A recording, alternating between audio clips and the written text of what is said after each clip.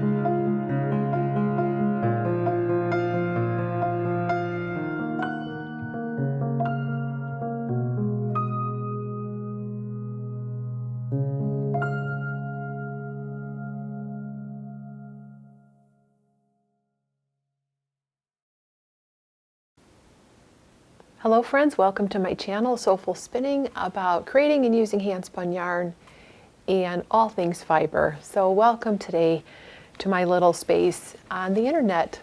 Today is January 7th, 2021, and this is my first cast of the new year. So a big happy new year to everyone. Though I don't think just the turn of a calendar page is going to change a lot of the things that are going on right now. But we are hopeful that 2021 will improve. Doesn't sound like it so far. We've had a couple of chaotic days here in the States. But this is not a podcast about politics. It is a podcast about fiber. So I wanted to pop in and talk about my knitting, my spinning, and an ongoing knit along that's going on in the Soulful Spinning community. So I'm going to talk about the Cal first. I've got a couple of prizes I wanted to share with you today, and a couple of resources.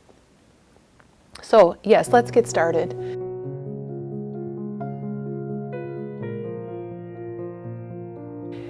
So I made a couple pairs of slippers in the last month or so, and I love them so much I decided to do a slipper cal.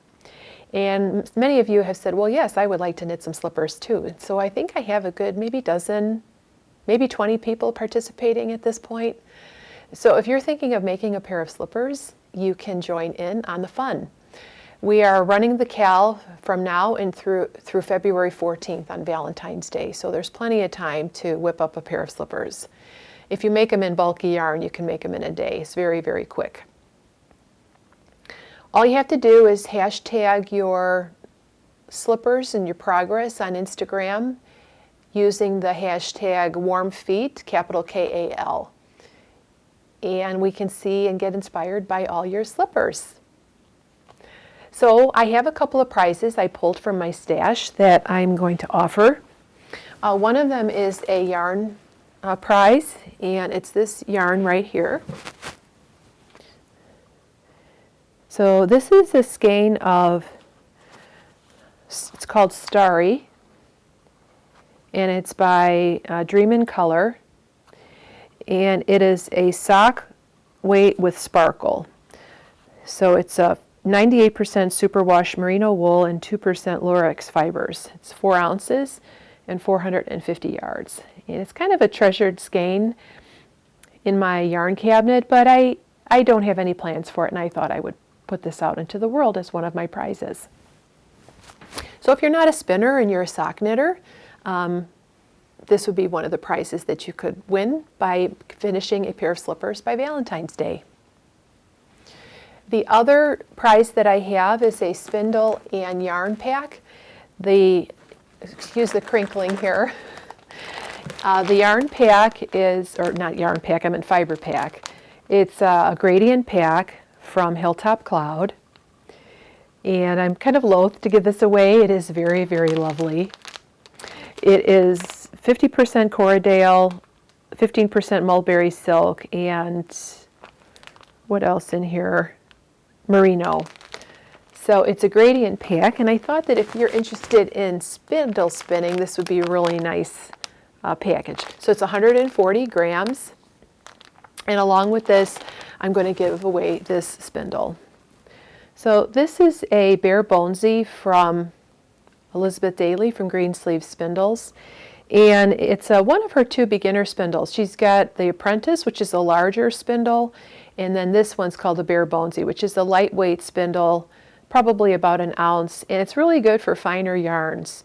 So if you're a new spindle spinner, or even if you're experienced, I thought this would make a nice little prize for our slipper cal. So if there's anything that you would like to donate to the cal, I would welcome that as well. So that's what I have so far for prizes, and I do hope you join us. It's a lot of fun. We've been having fun knitting our slippers. Speaking of slippers, I did finish a pair.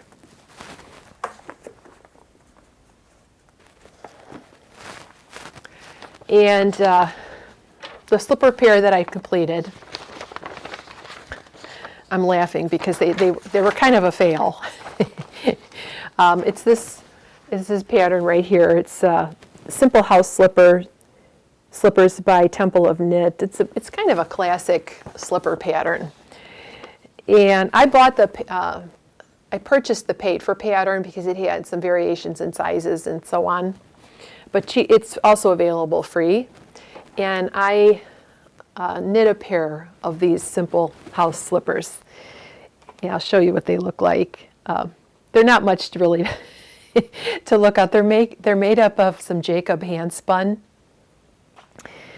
from a fleece that I spun up. And it's black, but it had little bits and flecks of white fibers in it. So I'm getting this sort of tweedy effect.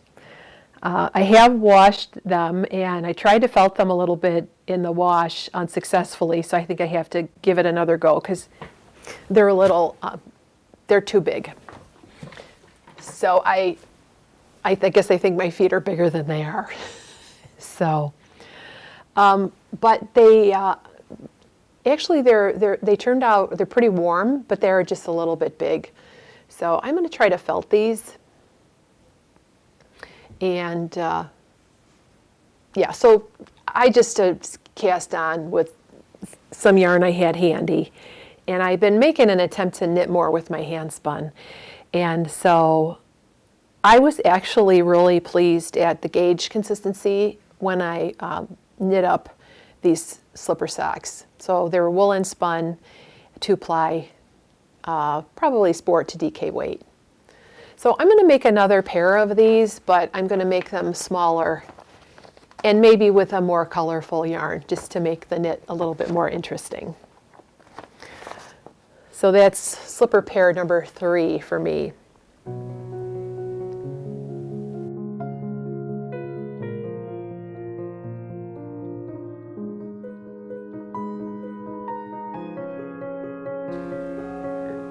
So the next pair of slippers that I want to make are the Lumi slipper socks by Lerica of Fiber Tales. And she's just a really sweet podcaster. You probably know her. She has a really lovely podcast. And I was watching her old episodes where she showed these Lumi socks. And they're based on a, I don't know, Scandinavian boot pattern that she was inspired. And for this project, I am going to use hand spun. And I'm going to make them for my husband. He has requested a pair. And I'm going to make them out of this fleece that I am processing here.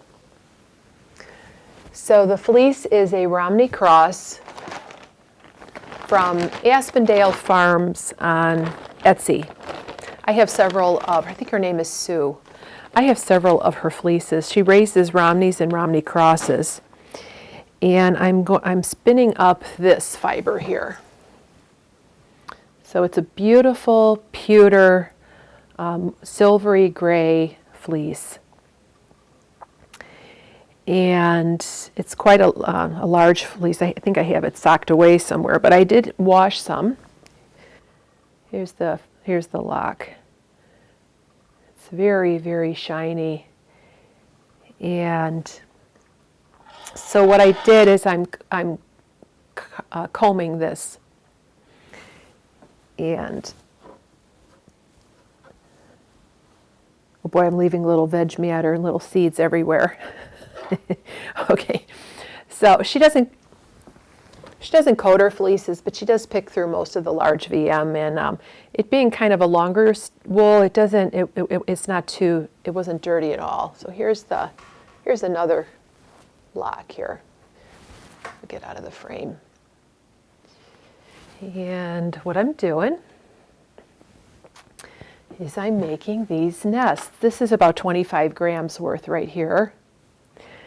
And I'm combing this. This is so pretty. And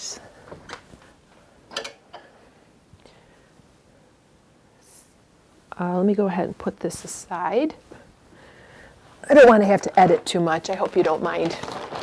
I'm actually on a break from work right now, and I just, perfection is the enemy of good. Because I always want to do a little podcast, and I think everything has to be perfect. And you guys know me by now, and I don't have to be perfect. I could never be perfect anyways. So I started with my spindles. So I love spindle spinning. I tend to use them as sampling rather than doing a full project.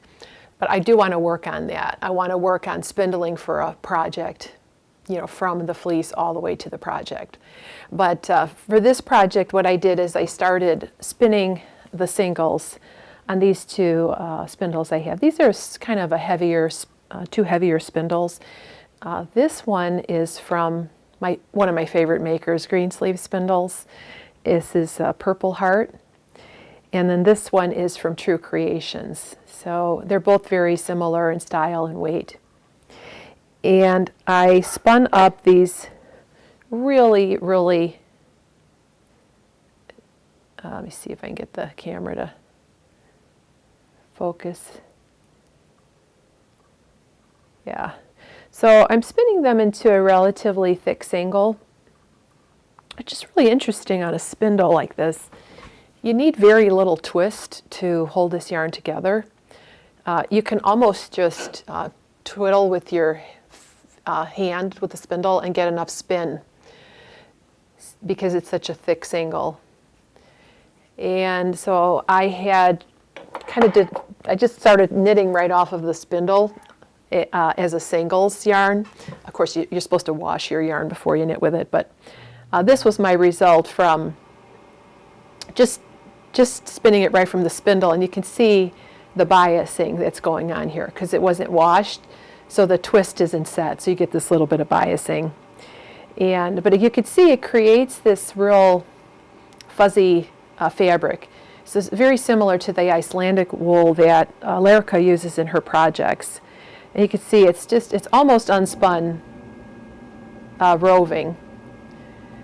So I did that, and then I took some 2-ply. I did a quick 2-ply sample and knit this as my swatch. And the slippers, the Lumi slippers, are really cute. They have this slip stitch detail down the front and the back, and they also have a Latvian braid at the top, which my husband wants me to do in red. So I think I'm going to get gauge with this, and it's a beautiful yarn and a beautiful fleece, but it's definitely rustic, I would say. So I have about 125 grams already combed, and then I'm spinning it in earnest on my Aura wheel. My Majacraft Aura is great for thick singles for some reason. And if I have the video, I'll go ahead and insert how I'm spinning those singles right here.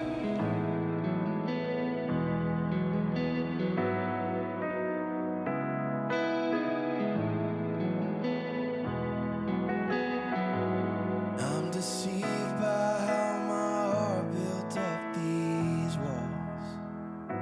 Could it be you're not my enemy after all? They say that love in time is all that will stay true. Break down the lies that keep me back from keeping you. Why don't we choose to love? And maybe lend a helping hand. Maybe I'm not always right, but no matter where you stand, why don't we choose to love and lay your weapons down? 'Cause at the end of it all, I'm going down with love in my heart, in my hands.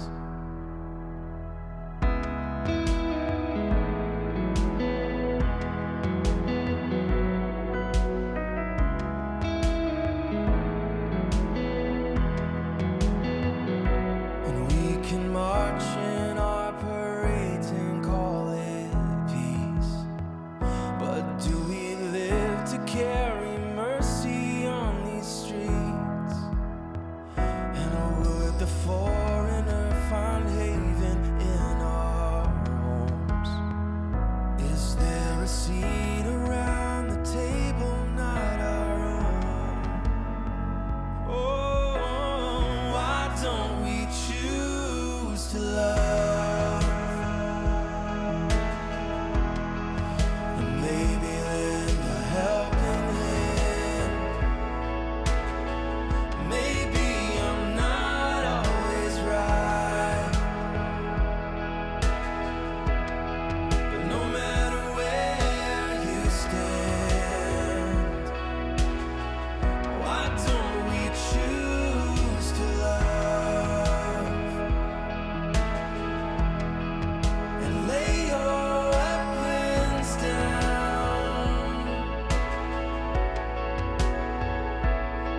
'Cause at the end of it all, I'm going down with love in my heart, in my hand.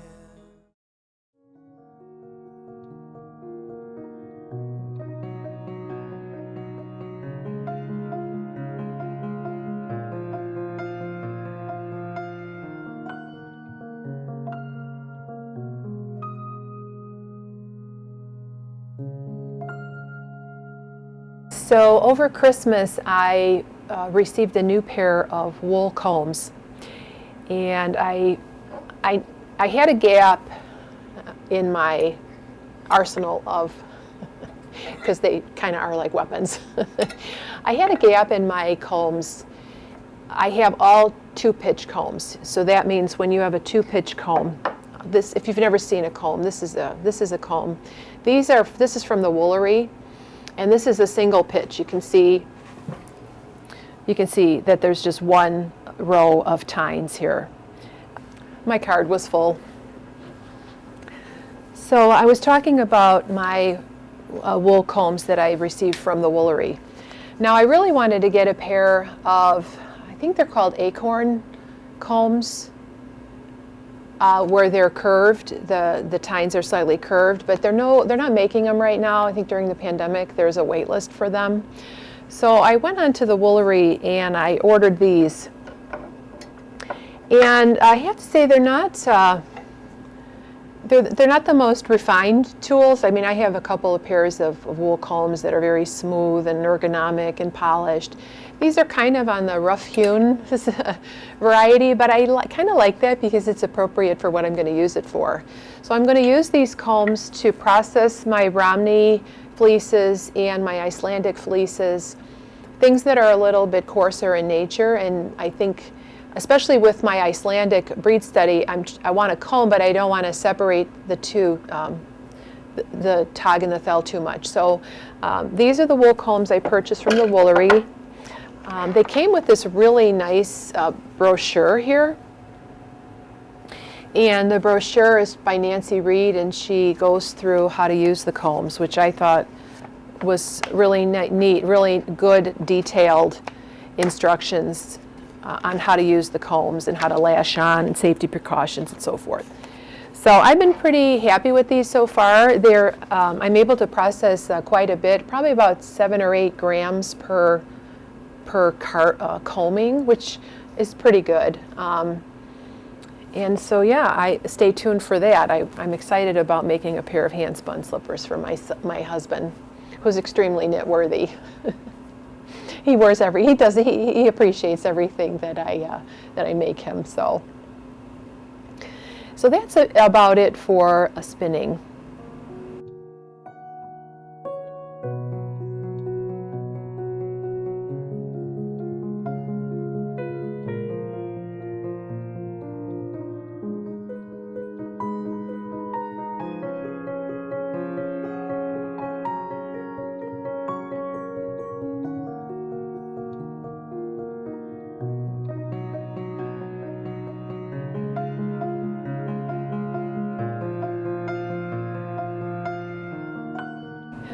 You may have noticed I'm wearing this scarf here if you've been watching my channel before. This is my second rigid huddle project that I have made, and I thought I would show you my finished project here.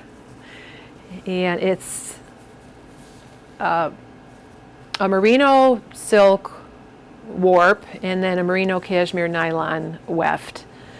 And it's about 9 inches long and about 6 feet long, and I did some fringes on here. And I would say this is a win. I was very happy with how this turned out. It has a wonderful drape, and I think my salvages are improving as I am learning how to weave. So yeah, and what I'm doing is I'm just folding it over and then just sticking this in here like that. So yeah, I like it. I like it a lot. So I was happy about that. I've started a new weaving project, but it's kind of one disaster after another. I think I showed the yarn in my last podcast, but I made the mistake of warping my loom and being interrupted. So it was Christmas Day. No, it was New Year's Day, and I was supposed to Zoom with my family for Christmas. And I was halfway through the first step in warping the loom, and I stopped. So then I was on the Zoom, and of course I had a beer. And so afterwards, I go back, and my tension in warping was wildly off. So that was the one mistake I made. The next thing that happened is my husband and I were, he was helping me wrap it around the back beam. And the paper that you're supposed to put in between the layers so that all the yarn doesn't get tangled up I wasn't paying attention. I was so worried about the tension of the warp that I wasn't paying attention. And so the paper didn't get wound around. So then I had to unwind it, and then I was trying to tie it so it wouldn't get all tangled. Rewound it with the paper. All the warp strings were different lengths. And so I have it now. I'm looking at it right now. I'm at the stage where I have to tie it to the front beam. So I've got the thread, the slots and the heddles all threaded. But I'm not real hopeful about this project. It seems kind of like one mishap after the next, and but who knows? Maybe it'll turn out okay. It just seems like I'm going to have a lot of loom waste from the warp, and we'll see how it goes. But I'm still a new weaver, so I was starting to get a little upset as I was, running into problems, and it's just yarn. Like, what's the worst thing that could happen? It's just yarn. It's no big deal. So that was my weaving adventure.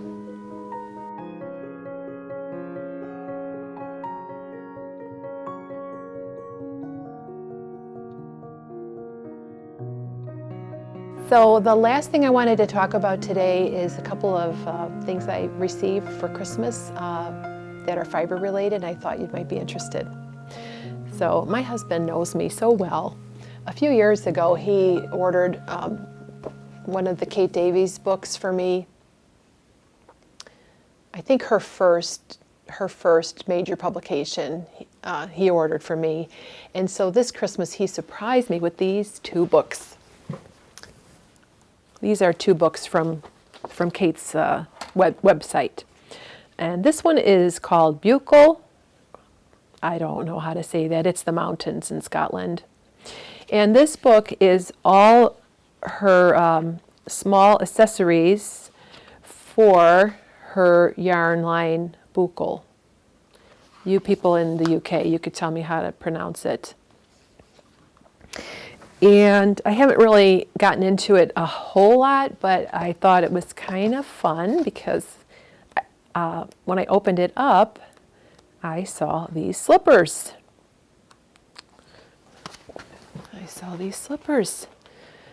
So I thought, well, those would be good to make for our slipper cal. I like the red and the gray especially. And then she also has the same, they're called Baffies. She also has a color work version in here, which is super cute. The only thing is I don't know how to do the Turkish cast on. I've never done a toe-up sock or anything, so I'd have to learn how to do that. But I think that the gauge of this yarn, this Buchel, is similar to my hand spun, sort of a DK, sport to DK weight. So I think that these projects would be very amenable to hand spun. So he got me this one. And then the other book is this Shetland Wool Adventures journal. And this is all about patterns, walks, recipes, stories, and inspiration. And so they have in here information, stories about the weaving, and they talk to different crofters. There's beautiful photography. There's historical articles and several mittens and small, it looks like small projects. Mittens, hat, shawl, gloves, skull cap, and a snood. So we've got some, there's like a slipper pad, mittens there, or mitts.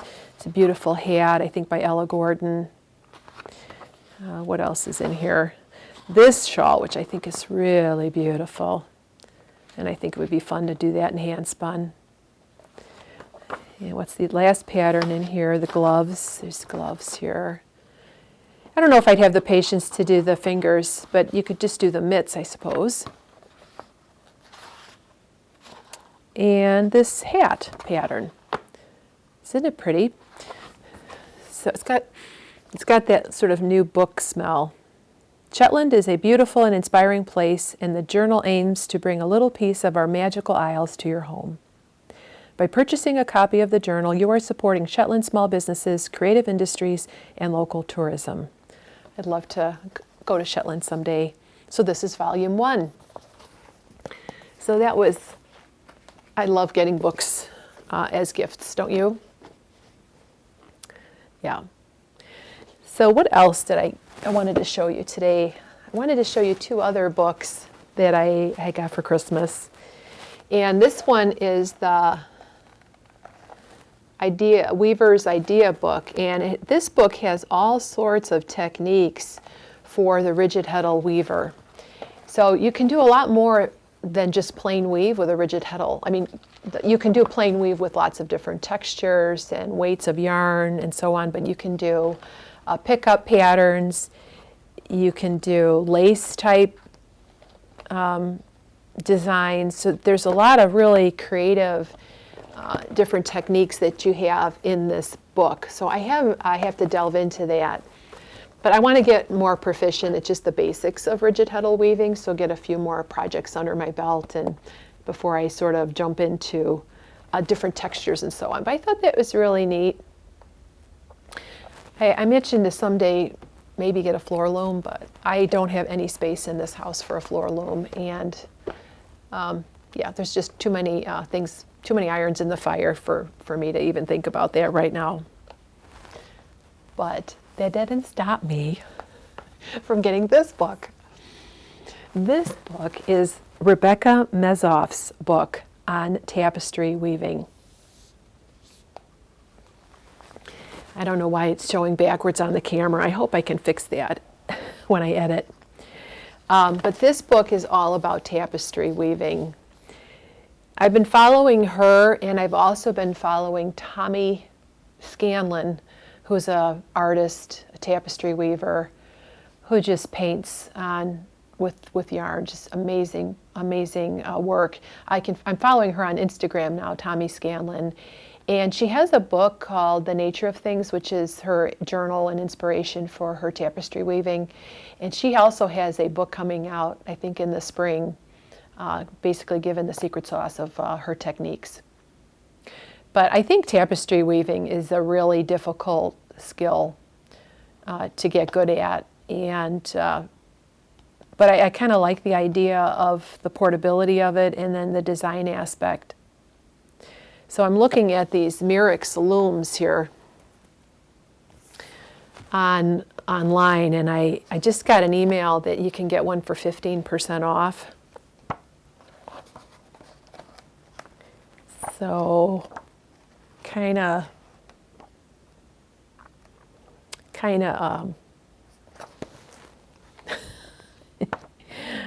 I kind of want to get one. They come in all different sizes. They come in like 8-inch, 12-inch. I'm looking at the little sister loom. I think it creates a piece that's 13 inches wide and up to 34 inches long. And that's the looms that she uses to teach within her online courses, which are kind of on the pricey side, but I think they would be well worth it. They're basically taking like a college course in weaving. So, are any of you tapestry weavers? I follow I know Crystal Payette is a weaver. She's been doing Navajo weaving, and on Instagram I've been following her. I'll put her link below. She's been doing some really cool things with her weaving. And yeah, I'm tempted to start tapestry weaving. Let's see if I had anything else. I think that's it for today. I hope you're well. I have so enjoyed this past year, growing the channel. It's really been a silver lining in the whole pandemic. The beginning of the pandemic, when I started working from home, I found myself with some extra time, and I could start producing some podcasts during the year. And I've really gotten a wonderful response from the viewers. We're almost up to 4,000 subscribers, which is pretty awesome. So for all of you that make comments, that like, that subscribe, that send me private messages through my email or through Instagram, I love talking to you, and it's really been a godsend. I really feel like it's buoyed my spirits up this past year through all these tragedies and challenges. So I thank you very much for all of your support, and I hope to talk to you very soon. Take care, everybody, and bye for now.